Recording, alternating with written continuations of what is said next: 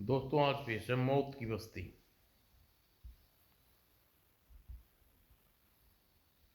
ये कवर चित्र है दोस्तों। बहुत समय पहले की बात है। नीलनगर राज्य का राजा नील कमल राज करते थे। राज्य की सेना बहुत ही सुगठित और बल विशाल थी, इसलिए आसपास कोई राजा उसकी सेना से टकराने का दुस्साहस नहीं करता था। एक दिन महाराज मल्लनगर का दूत का सादर प्रणाम। महाराज, हमारे महाराज ने आपके नाम एक पत्र भेजा है और हाथ हाथ के हाथ उस पत्र का उत्तर लेने को कहा है। कहो दूत, कैसे आना हुआ? लाओ वह पत्र हमें दो। दूत ने आगे बढ़कर पत्र नीलकमल को दे दिया। राजा नीलकमल ने पत्र खोलकर पढ़ने लगे। राजा नीलकमल, अभी कुछ दिन पहले हमारे दरबार में एक चित्रकार आया। उसने हमें एक सुंदरी का चित्र भेंट किया। उस सुंदरी का चित्र हमें उस सुंदरी बहुत पसंद आई। चित्रकार के पूछने पर पता चला वह आपकी बहन राजकुमारी नीलिमा का था। हमने तभी फैसला कर लिया कि हम राजकुमारी नीलिमा को पाकर रहेंगे। पत्र में राजकुमारी नीलिमा के साथ आपने विवाह का आवेदन कर रहा हूँ, स्वीकार कीजिए। राजा मल्लसेन। राजा पत्र पढ़कर नीलकमल का चेहरा करोड़ लाल हो गया। उस दुराचारी व चरित्रहीन मलसेन की इतनी हिम्मत! वह हमारे राजकुल के साथ संबंध तोड़ना चाहता है। उस पापी को इस रिश्ते के बारे में सोचने की हिम्मत कैसे हुई? उन्होंने आवेश में कांपते हुए राजा मल्लसेन के दूत से कहा। दूत, अपने राजा से कहना वह राजकुमारी नीलिमा का ख्याल अपने दिल से निकाल दे। उस चरित्रहीन वह हर समय मदिरा के नशे में डूबे रहने वाले राजा के साथ भूलकर भी अपनी प्यारी बहन का हाथ नहीं देंगे। और अपने राजा से यह भी कहना कि राजा नीलकमल ने कहा है कि यदि पुनः उसने हमारी बहन के ऊपर बुरी दृष्टि डाली तो उसकी इकलौती आंख भी फोड़ दी जाएगी।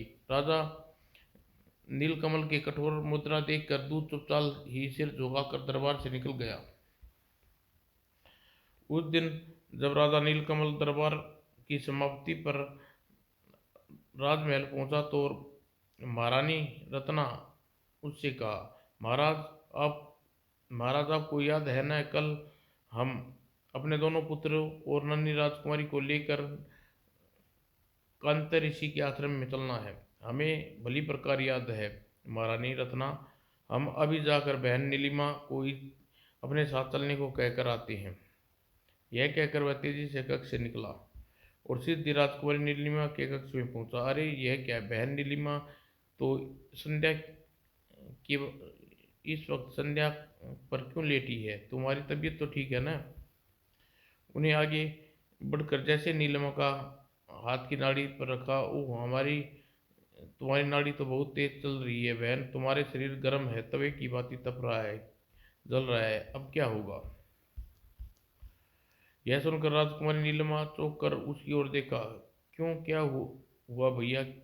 क्या कुछ अनिष्ट हो गया? अनिष्ट तो हुआ है। तुम तो जानती हो कि काल्यांतर में ऋषि हमारे कुलगुरु हैं और हमारे परिवार के सभी बच्चों का नामकरण संस्कार संपन्न करवाते हैं। अभी तक किन्हीं किन्हीं कारणों से तुम्हारे दोनों भतीजों और नन्ही भतीजी का नामकरण संस्कार में अड़चन आती रही, जिसके कारण अभी तक तीनों के नामकरण संस्कार नहीं हुआ। हमारा कल बच्चों को लेकर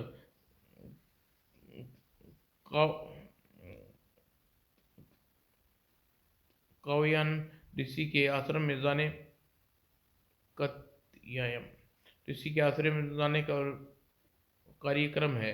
कांतयान ऋषि के विषय में हमने कई दिनों पहले सूचना भिजवा दी थी, लेकिन अब अचानक तुम्हें तेज ज्वर आने से बच्चों का नामकरण संस्कार एक बार फिर स्थगित होता लग रहा है।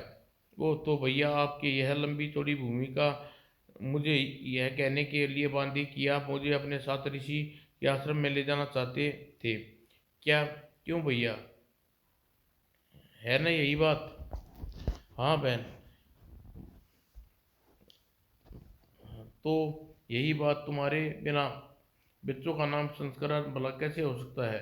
भैया, तुम इतनी छोटी सी बात को लेकर आप अपने बच्चों का नामकरण संस्कार को एक बार फिर क्यों रोकना चाहते हो? आप बच्चों को लेकर रिसीवर के आश्रम में जाइए और वहां जाकर उनका नामकरण संस्कार करवाइए। जब आप लोग नामकरण संस्कार करने के पश्चात लौटेंगे तब मैं बच्चों को अपना आशीर्वाद दे दूंगी। नहीं बहन, ऐसा नहीं हो सकता। लेकिन नीलम के बार बार कहने पर आखिर राजा नील कमल को उसकी बात माननी पड़ी। ठीक है बहन, तुम्हारी इतनी ही जिद है तो देखते हैं, तुम्हारा कहना मान लेता हूँ। धन्यवाद भैया। और राजा नीलकमल उसी समय राजवैद्य को बुलाकर उन्हें आदेश दिया। राजवैद्य, राजकुमारी नीलिमा का तेज ताप चढ़ा हुआ है और हम कल सपरिवार 15 दिन के लिए कात्यायन ऋषि के आश्रम में जा रहे हैं। हम चाहते हैं कि नील नगर वापस लौटे राजकुमारी नीलिमा पूरी तरह स्वस्थ प्रसन्न दिखे। ऐसा ही होगा महाराज, आप निश्चिंत रहे। तब 15 दिन के लिए राजकाज प्रधानमंत्री नकुल देव को सौंपकर नील कमल अपने परिवार के साथ रथ में बैठा और अगले दिन ही कात्यायन ऋषि के आश्रम में की ओर चल पड़े। उधर दूत ने मल्ल नगर में जाकर राजा मल्लसेन को सारी बात बताई तो उसका हृदय अपमान की ज्वाला से बुरी तरह धधक उठा। राजा नीलकमल की यह जरूरत हमें चरित्रीन और अय्यास और मदिरा में डूबा रहने वाला कहा, हमारी इकलौती आंख फोड़ देने की धमकी दी। हम उसे अपने इस अपमान का बदला अवश्य लेंगे। उसने उसी समय मल्ल नगर के प्रसिद्ध तांत्रिक तालध्वज को अपने महल में बुलाया। तांत्रिक तालध्वज, हम चाहते हैं कि तुम अपनी तांत्रिक विद्या से कोई ऐसा कमाल दिखाओ जिससे संपूर्ण नीलनगर के मनुष्य मर जाएं और हीरे मोती माणिक से जगमाते वाला नगर का राजमहल खंडर में बदल जाए। राजन, मैं यह इच्छा अवश्य पूरी करूंगा। और तांत्रिक तालध्वज ने उसी समय तांत्रिक अनुष्ठान आयोजन किया जिसके परिणाम स्वरूप उसके सामने अनगिनत बुरी आत्माएं प्रकट हुई। तुम्हें इसी समय जाकर नीलनगर के राज्य के ऊपर तेजाब की ऐसी बारिश करनी है जिससे नीलनगर के तमाम नगरवासी जल कर मर जाएं और नीलनगर के राजमहल खंडर बन जाए। जो आज्ञा तांत्रिक तालध्वज, तुमने हमें याद किया। यह खेल हमारे बाएं हाथ का खेल है। तालध्वज तांत्रिक, कोई और कठिन कार्य सौंपा होता? नहीं, इस समय इतना ही काफी है। जाओ, जाकर दिया हुआ कार्य पूरा करो। तब हंसती खिलखिलाती बुरी आत्माएं आकाश में उड़ गईं और सिरदी नीलनगर राज्य के ऊपर जा पहुंची। अब हमें कोई अपना कार्य शुरू कर देना चाहिए। हाँ, नेक काम में देर नहीं करनी चाहिए।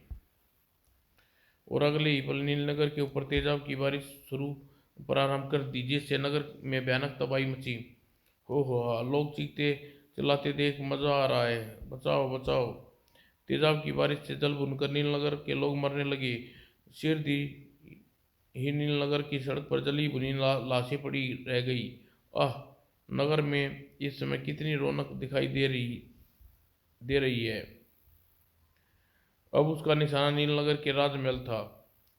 बुरी आत्माएं के प्रभाव से जगमगाता राजमहल पल भर में खंडर बन गया। महल में रोग संध्या पर पड़ी राजकुमारी नीलिमा कंचन बुरी तरह चमचमाता शरीर जल भुनकर भीषण हो गया। अपना कार्य पूरा कर पूरी आत्माएं दिल दहला देने वाली अट्टहास करती हुई आकाश में विलीन हो गई। उधर अट्टहास करता हुआ तांत्रिक तालजय राजा मल्ल सेन से कह रहा था, हाँ राजन, हंसता खिंचता नीलनगर मरघट में बदल गया है। लोग मुझे यूं ही मौत का मसीहा नहीं कहते। नीलनगर की स्थिति के बारे में तांत्रिक से सुनकर मल्ल सेन के दिल में ठंडक पहुंची।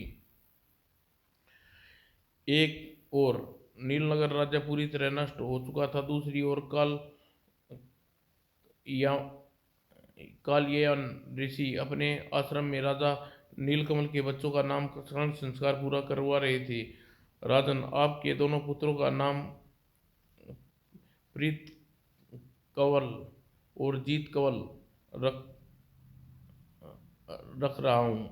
इनका नाम सुमंगल सुमंगला है।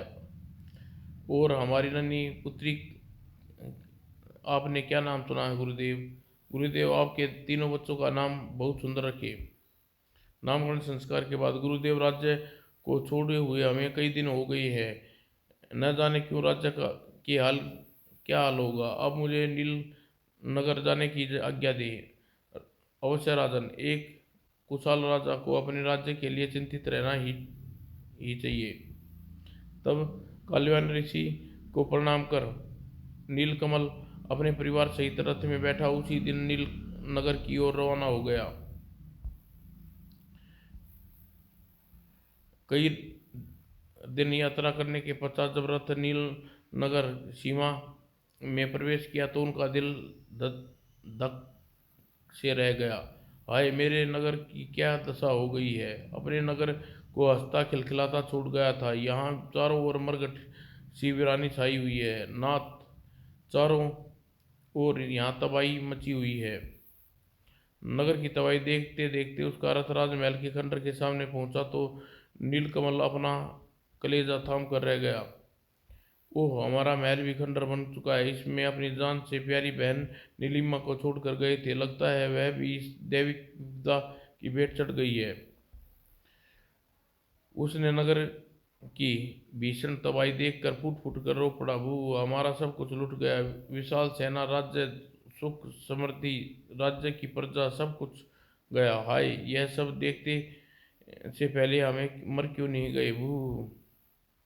महारानी रत्ना अपने दिल को काबू पाने की पाते हुए राजा नीलकमल को समझा। यह क्या महाराज, पुरुष होकर भी स्त्रियों की भांति रो रही हो। आप इस क्षत्रिय है, आपको हिम्मत से काम लेनी चाहिए। रोते हुए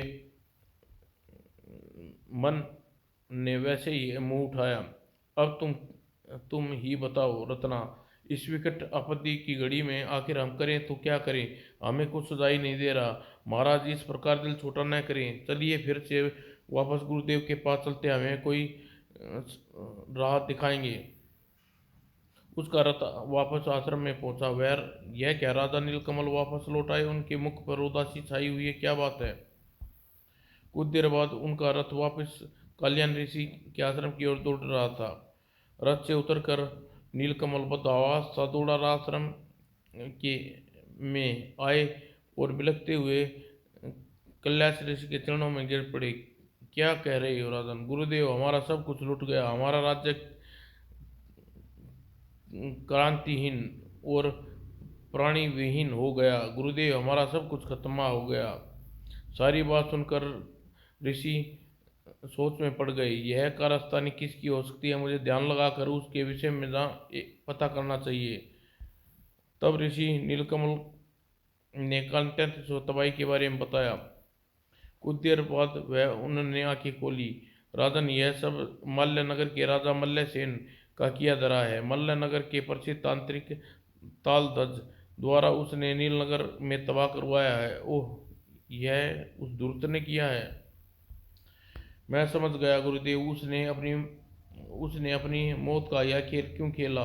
क्यों मेरे राज्य को तबाह किया? राजन होने को कौन टाल सकता है? नील नगर के भाग्य में ऐसा ही लिखा होगा गुरुदेव। पर आप यह बताइए कि इस परिस्थिति में मैं क्या करूं, किस प्रकार जीऊं? यह कहते हुए राजा नीलकमल को चक्कर सा आ गया और वह अचेत होकर भूमि पर गिर पड़ी। कुछ देर बाद जब होश आया, हाय हमारा राज्य है, हाय हमारे नगरवासी, हाय हमारी बहन, तुम कहाँ गए? तुम कहाँ गए? महाराज, ये आपको क्या कैसा प्रलाप कर रहे हैं? राजा नीलकमल ने महारानी रत्ना की ओर देखा तक नहीं। वह पहले की तरह प्रलाप करते हुए रहे। उसकी यह अवस्था देख काल्यायन ऋषि महारानी रत्ना से कहा, बेटी, लगता है महाराज दुखी की अधिकता से पागल हो गए हैं क्या? हाँ बेटी, मैठी ने ठीक कहा। पागल लोग इसी प्रकार का प्रलाप करते हैं। हाय हमारा राज्य है, हमारे राज्य के निवासी, हमारी बहन, तुम कहाँ गई? ओह अब क्या होगा गुरुदेव? होना क्या है बेटी, वही होगा जो नियति ने लिख दिया। जड़ी बूटियों द्वारा महाराज का पागलपन चिकित्सित चिकित्सित करने की कोशिश करता हूँ।